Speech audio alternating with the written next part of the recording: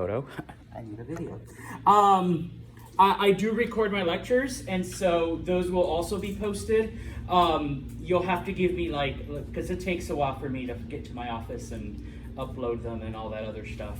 So usually by the end of the day or the next morning, the lecture will also be posted. So if you miss something, if you need to go over stuff, if you just really, really like the sound of my voice, you can, watch the lecture again.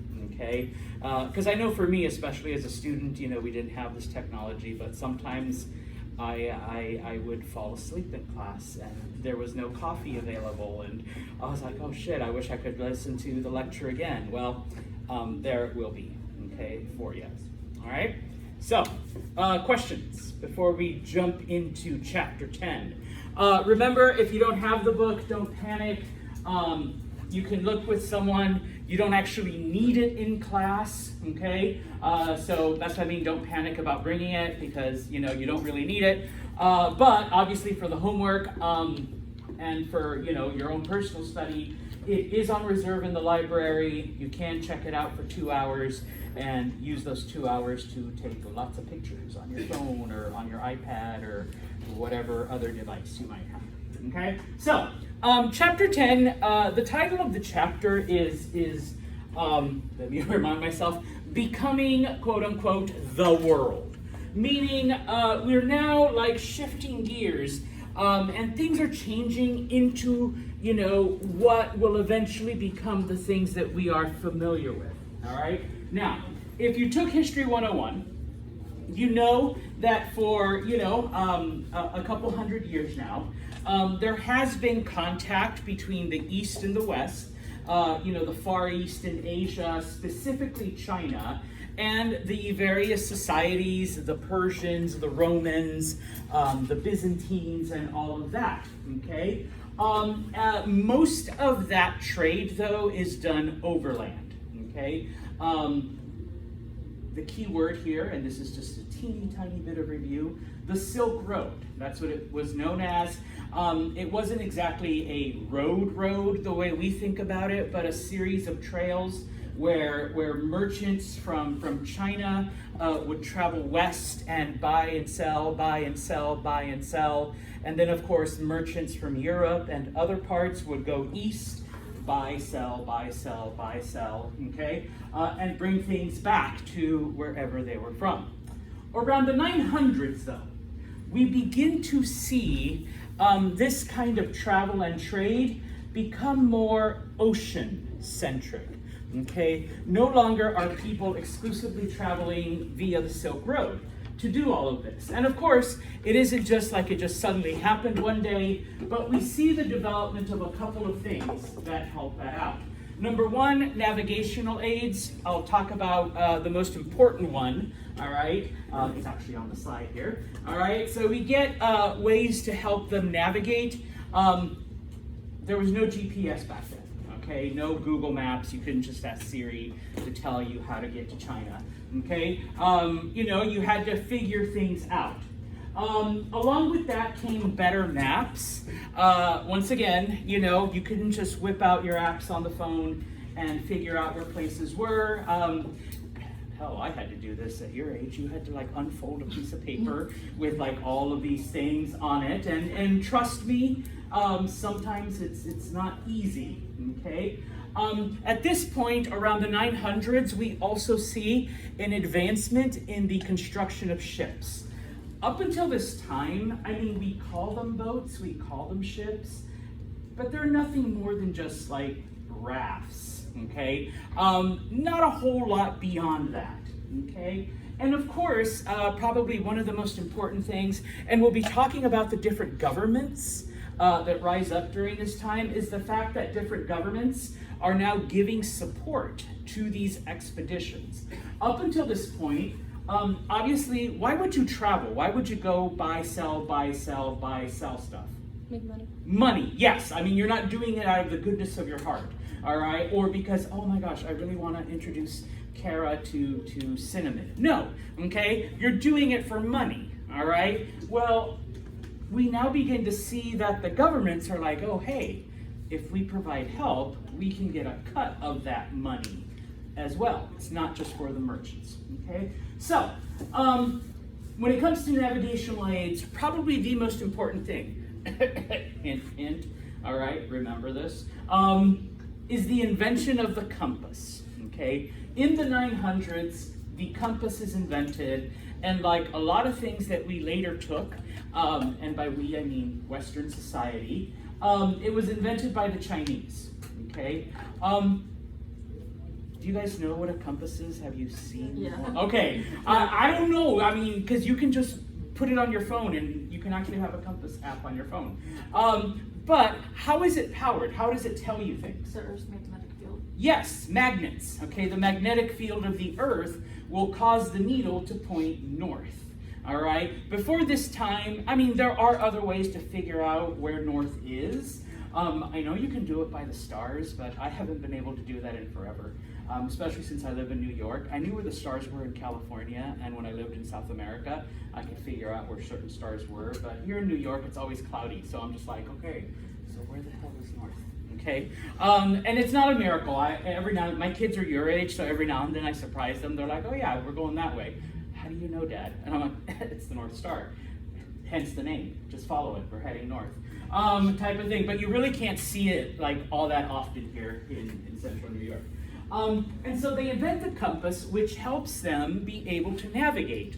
Along with that, maps become more accurate, okay? Because now you're not just like drawing things on a paper. You can actually like put them to scale and where they're actually supposed to be. And here's just a little life skill. When you're looking at a map, which side is north? Up, always. Okay, write this down. It's at the top. North is at the top, okay? You're like, I was kidding. I was testing you, Santos. All right, you passed the test. All right, it's not on the left. Don't listen. Okay, it's at the top of the page. All right, so the maps became more accurate. Okay, let's see. All right, so speaking of maps, one thing you'll discover, Santos is obsessed with maps. It's one of my weird things. Okay, so I'll put lots of maps up. This is a map, of course, of Asia and parts of Europe. All of the red lines are basically where all of the routes, all of the travel routes between Asia and Europe existed, you know, before the 900s. Okay, and so now that we have some ocean travel, okay, we see some of the earliest routes then through the South China Sea, through parts of the Indian Ocean. Typically, they would either go to Persia or they'd go up the Red Sea into Egypt. Okay, those would be the ending points, and then from there, they'd somehow either get to Constantinople or to Italy. Sorry, Italy didn't fit. All right, but they would go up to Italy. All right, and that's how all the stuff would get to Europe. All right, now. One of the things you should remember, because obviously just because they have better maps or just because they have a compass, okay, if you notice some of the sea routes, or at least these early ones, where do they tend to stay close to? The shoreline. Yeah, the shoreline, the coast. So even though we have better boats, even though we have compasses, all right, even though we have all of that, I mean, we're still like, I'm still keeping an eye, all right, yeah, I can still see a palm tree, all right, we're okay, all right. They took a little risk doing this and doing this, okay, those were like the really badass sailors, all right, who are like, yeah, I don't need to look at the shoreline, all right, we can still go, all right, but so it wasn't like, you know, I mean, that shit took like, you know, about another 600-700 years for them to finally decide, hey, let's just keep going and see where we end up. Okay? All right. So we talked about navigation aids. Once again, remember, it's the compass, the big C word. Who invented them? Chinese. The Chinese. Okay, the Chinese invent the compass.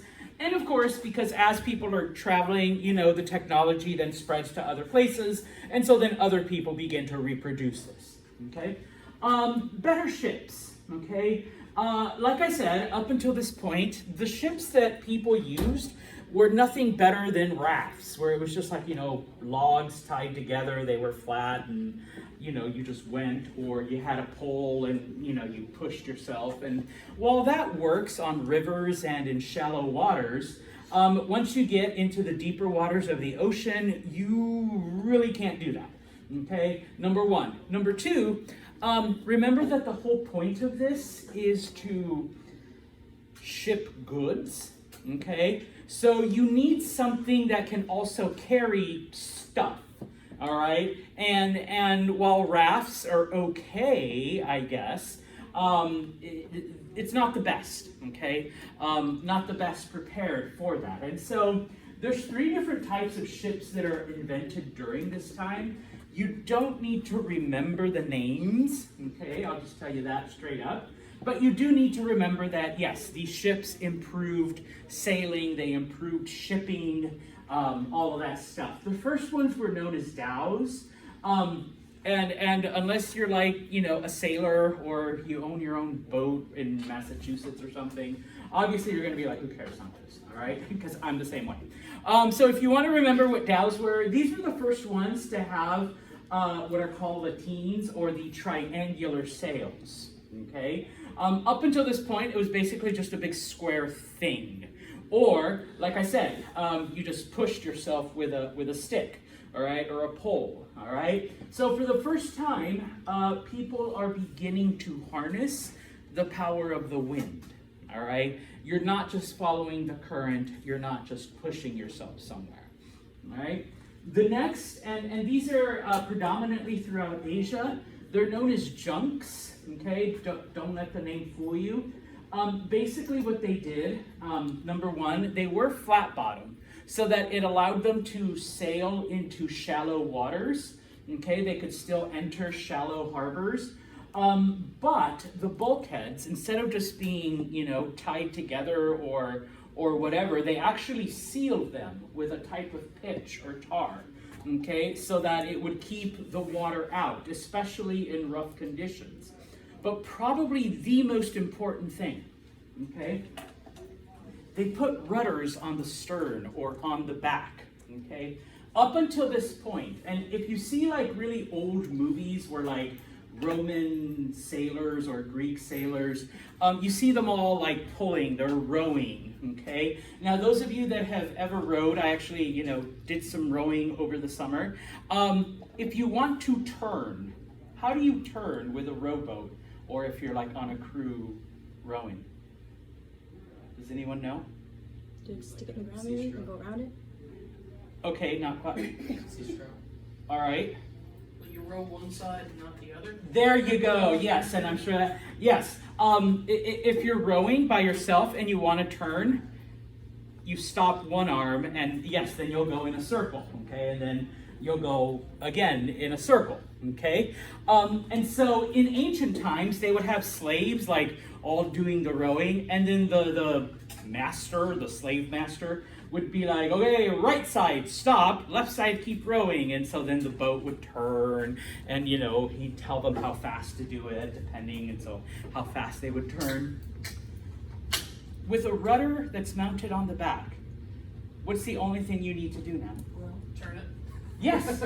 Well, yes, the slaves are still rowing. Don't worry, that's their life. They're literally chained to the oars and they're just rowing, okay? But if you want to turn, yes, you just move the rudder, okay? And to us, it's like, okay, so let's on to no, this is huge, all right? This is a huge invention right there, okay? When it comes to sailing and being able to navigate through the ocean, okay? Finally, these are known as cogs, the last type of ship. These were predominantly in Europe, all right? And in this case, just like the dhows were able to harness the power of the wind, so were the cogs. And so these are what you could almost imagine a Viking ship with the singular rectangular sail, okay? And some people are like, how did that work? One of the cool things about upstate New York, and once again, I'm gonna geek out here, every now and then they do bring like Viking ships like through the Great Lakes and then up the Mohawk River. They did it like 2 or 3 years ago, right before COVID, where they had one sail from Buffalo to Albany, like along the Mohawk.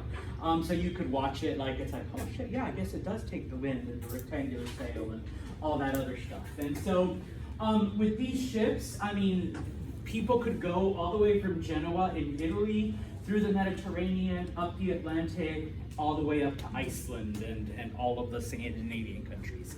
Okay, so pretty important invention, all right?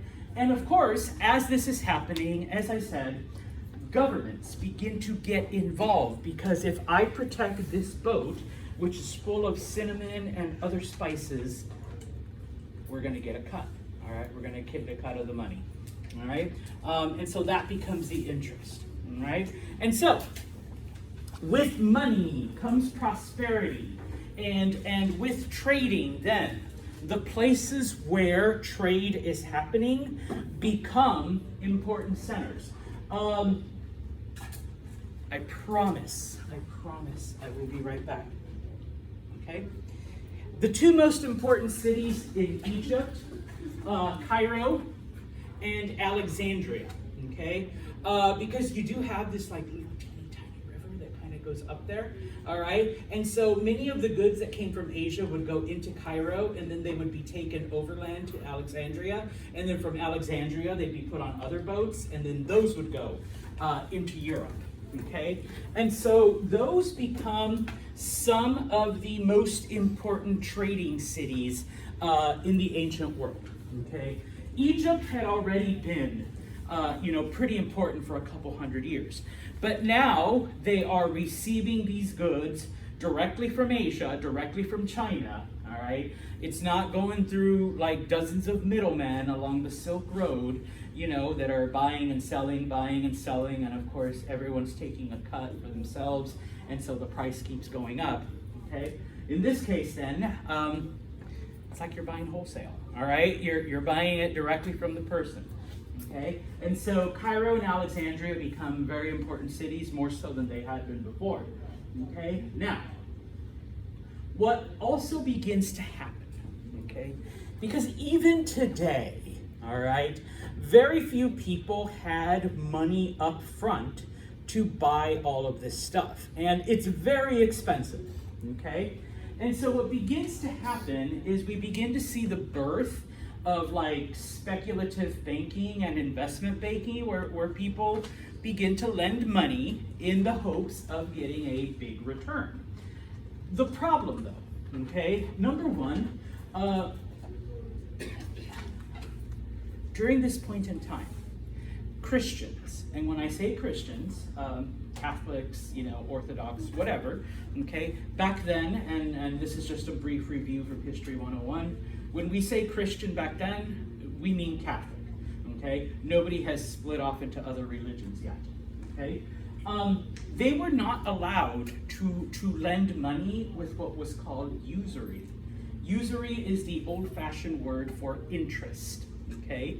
When somebody lends you money, once again, they don't do it because they're being really, really nice, all right? What do they hope to get in return? More money, yeah, okay? And we can apply it to today, and it kind of applies to some of you all. The whole student loan thing, and one of the big things that people have issues with is the fact that you borrow $10,000, but when you end up paying it off, you've actually paid off $25,000. Most of that being interest, okay, that accumulates.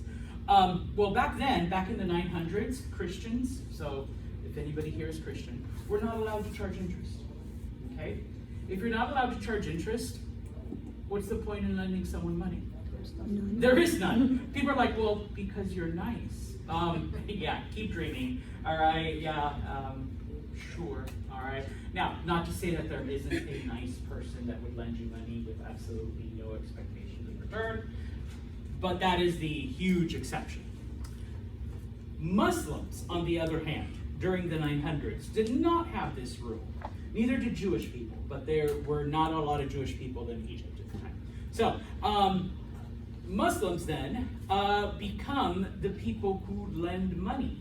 And so many of the Muslim empires became very, very wealthy because of this.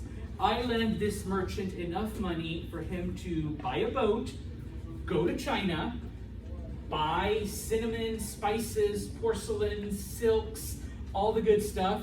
He comes back and he sells it for like a 2,000% profit. He is not only able to pay off the loan with interest, he's able to pay off the government, and he's able to still make a very, very healthy profit for himself. All right, so it was literally a win-win-win-win-win for everyone involved. Okay, and of course, in order to find these people willing to lend you money, there's always, agents. There's always, they charge their finder's fee, and so, like I said, everybody, was basically getting rich off of this. All right. A couple of the cities, and you don't need to remember this, but I just throw it up there. Obviously, well, the one you do need to remember, Alexandria in Egypt, because that was basically the end point. From Alexandria, all of this stuff went to Europe, and that's where the real money was made, selling it to Europeans. But in other parts of the world, the people that sold the stuff, Quilon in India was one of the major ports. Malacca in Southeast Asia, in what today would be Indonesia and Singapore, that part of the world. And then Canton and Xuanzhou in China were the two big cities where if you were a merchant, you went, you bought silks, you bought spices, you bought potteries, you bought all that stuff, and you took it to Egypt, and then from Alexandria, it would be shipped to all of Europe. Now,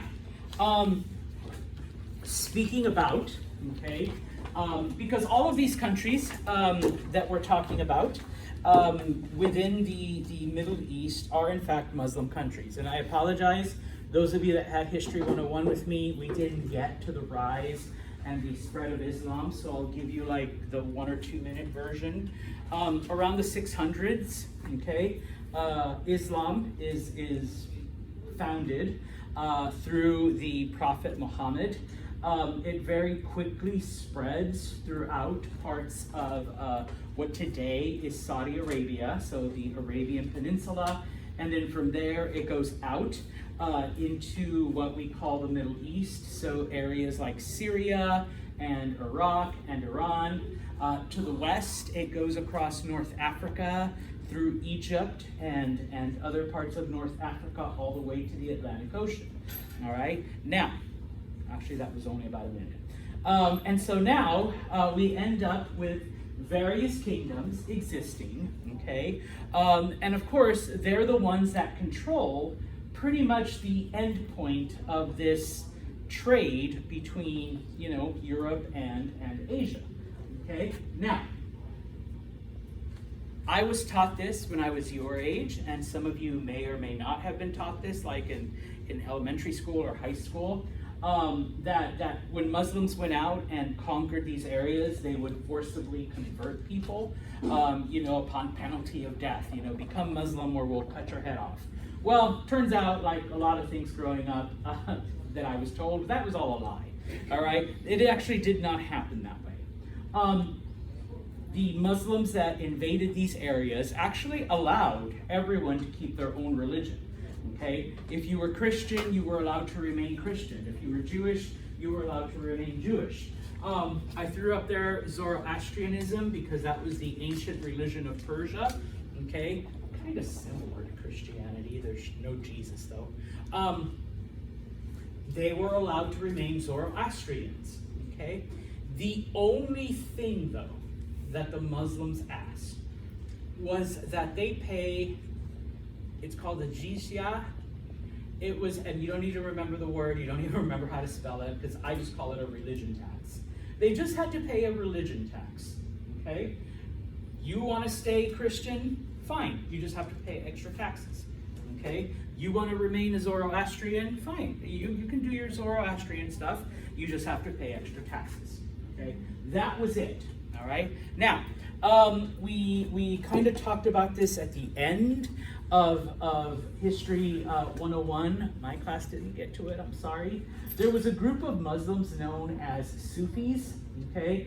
And during these early days, they were the ones that were like the missionaries for Islam. They're the ones that kind of spread it to other groups.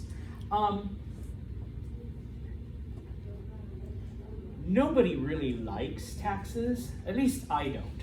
All right. If you're laughing, you like taxes? You're like, I love them. I actually do kind of consider it. I don't mind because I like what I get out of it. Okay. All right.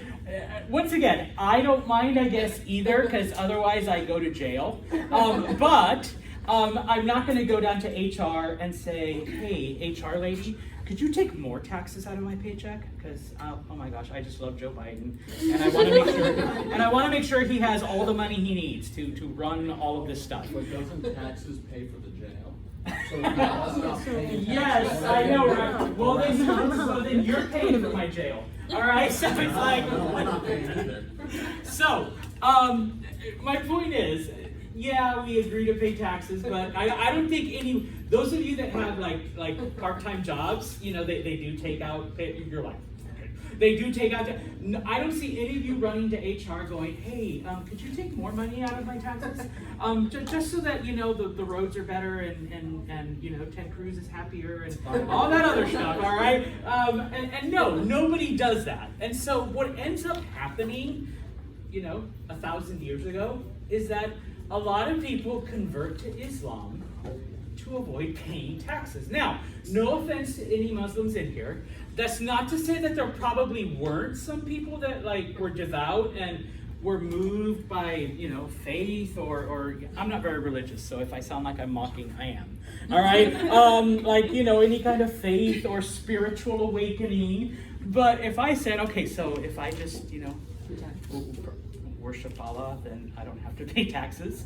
I'd be like, Allahu Akbar. Yes, all right, I'm Muslim, all right? Now get rid of these taxes, all right? And there you go, okay? And so a lot of people they did not convert upon force of death. They converted to pay less taxes. Okay? And of course, like I said, there was probably a couple of devout people that were there. How you know these? How you know all of these?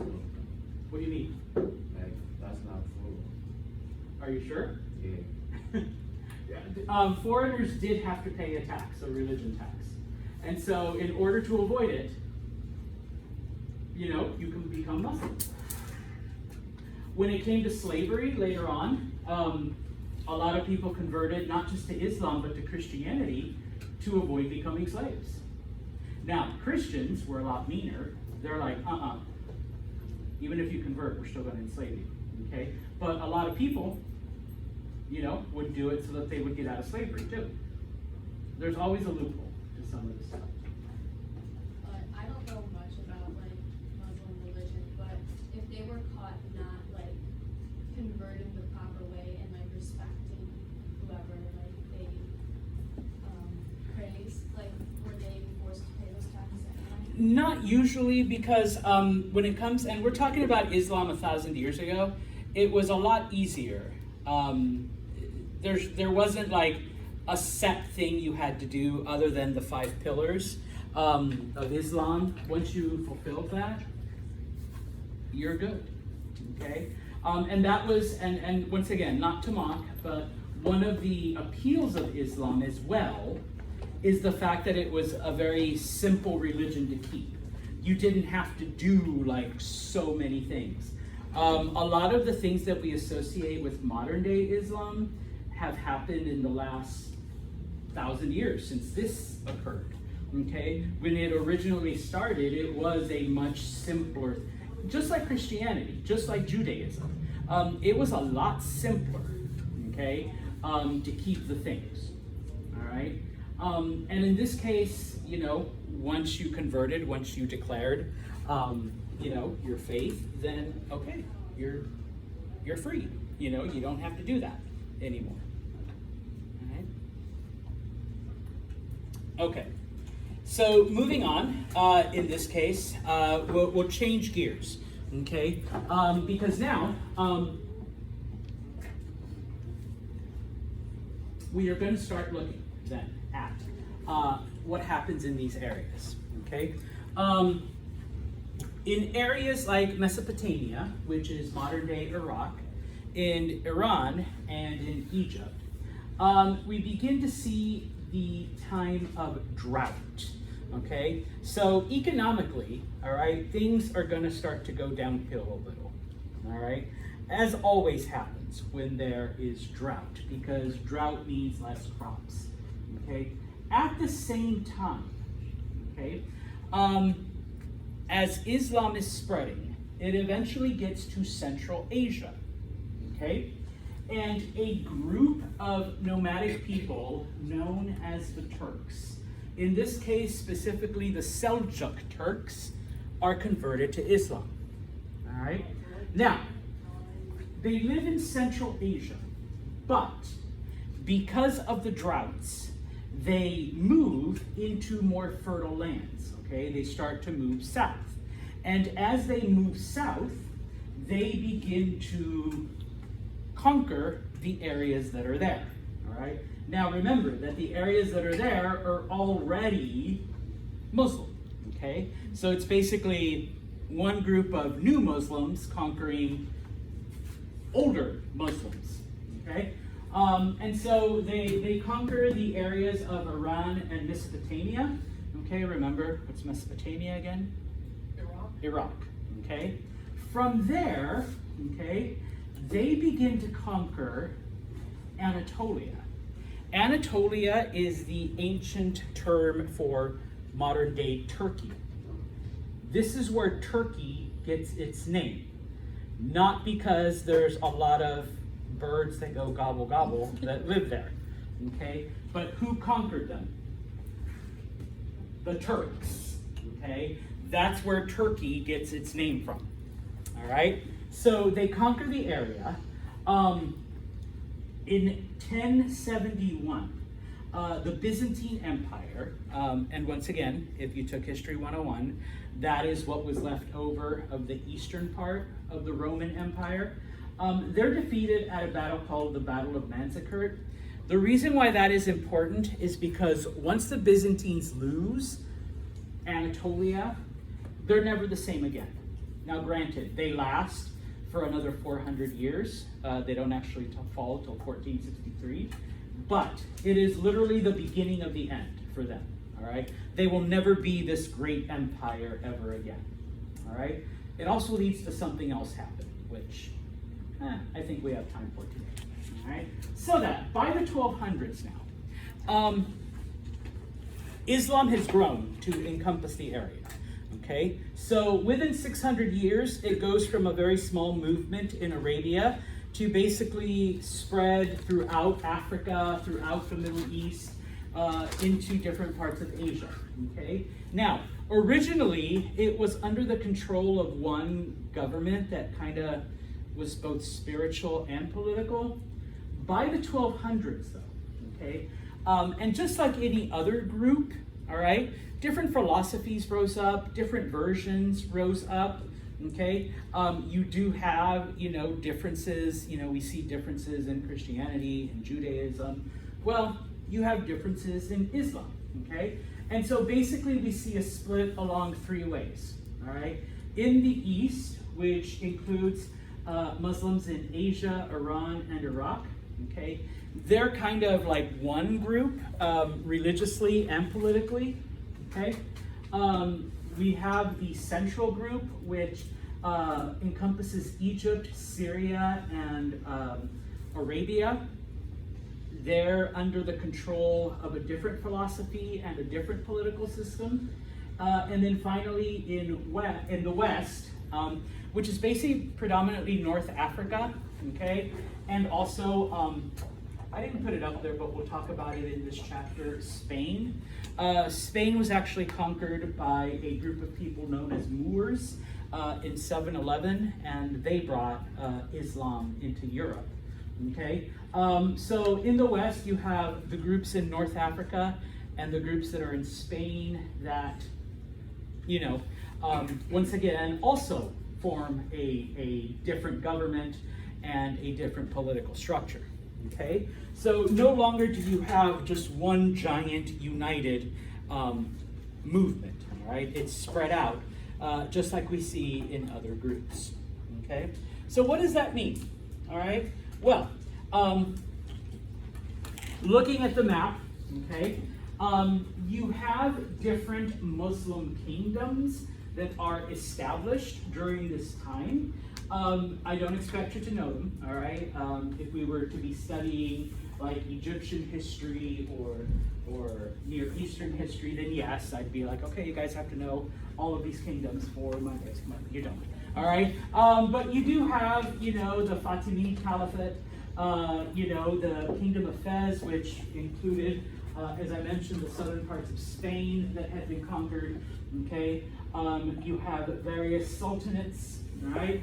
The part with stripes, that's what the Turks conquered. That's what they were in control of, okay? And so as you can see, they controlled what used to be the Byzantine Empire and what eventually becomes Turkey, okay? Named after them, all right?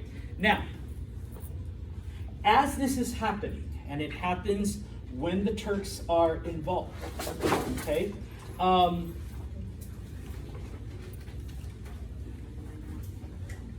Despite the differences in the three groups, and despite the political differences in the different kingdoms, in the caliphates and the sultanates, okay,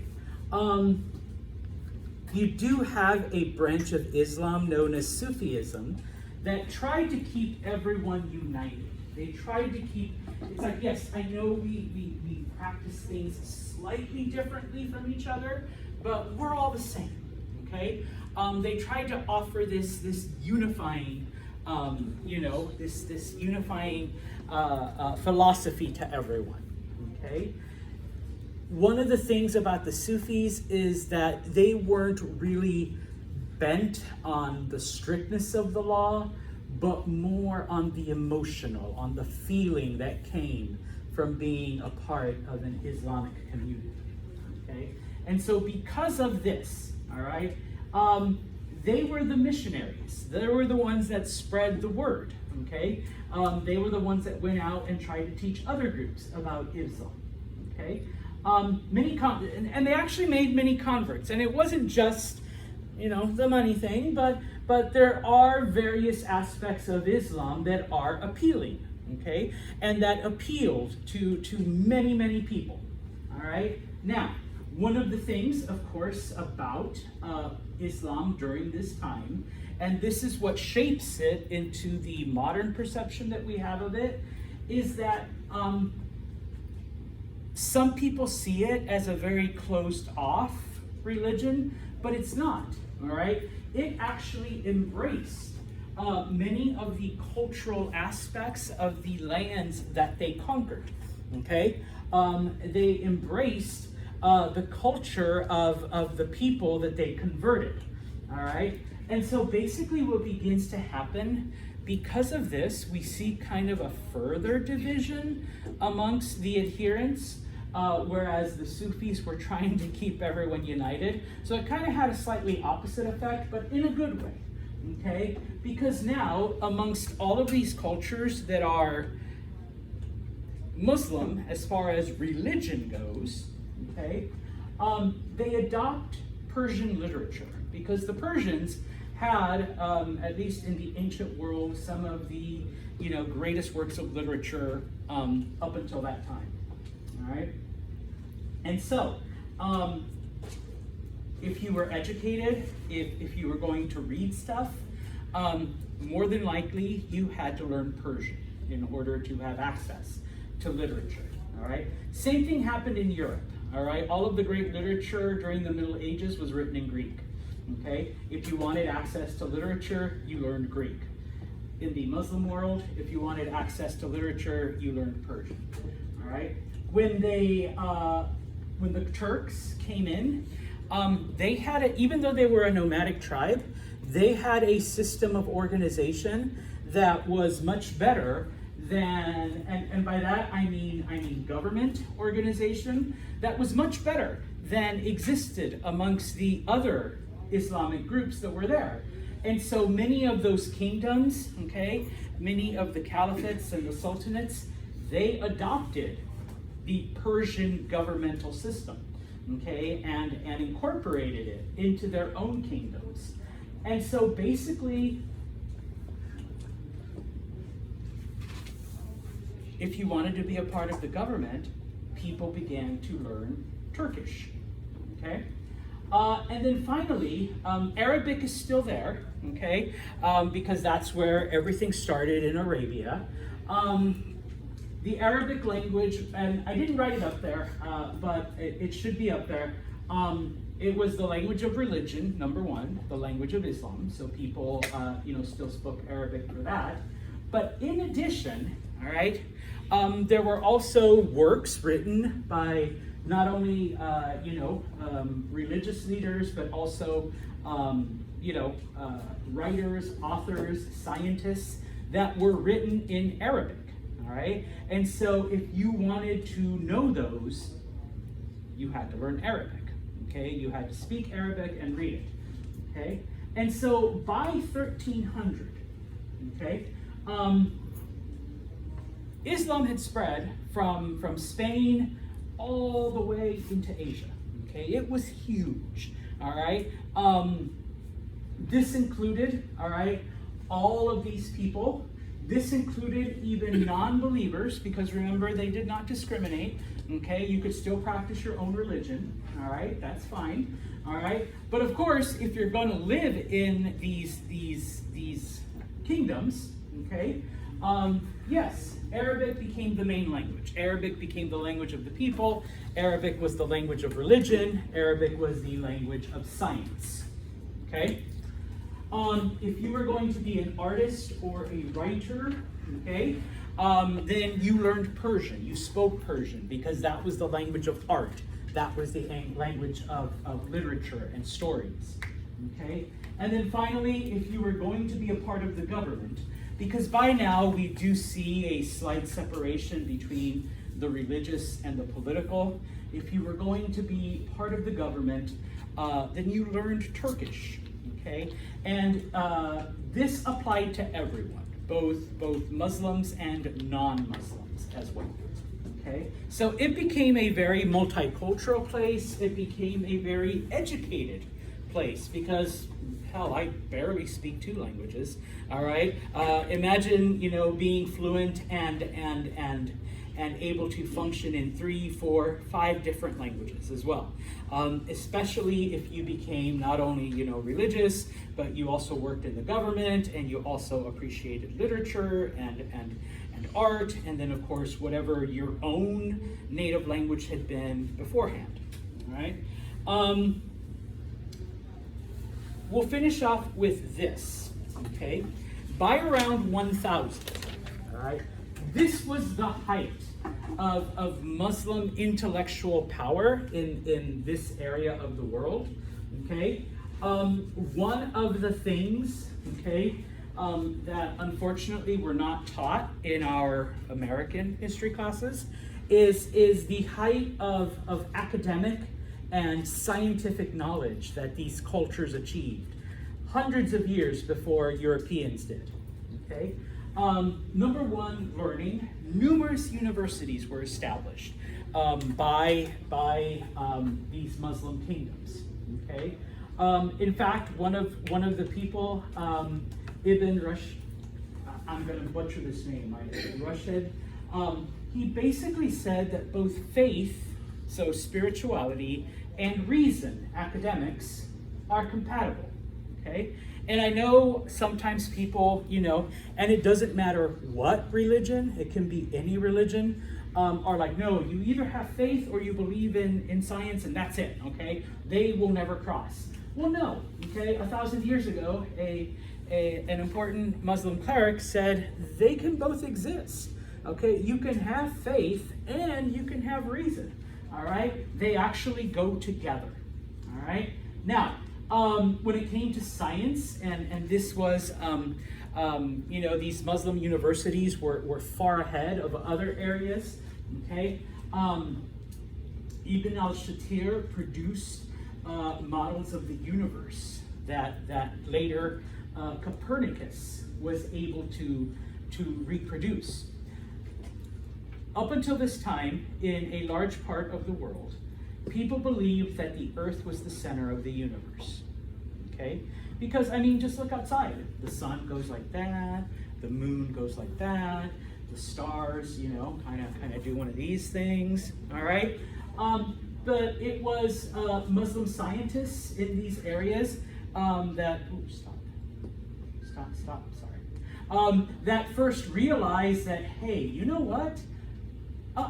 By the way the sun moves and the moon moves and the stars move, Earth is not at the center. Something else is, okay?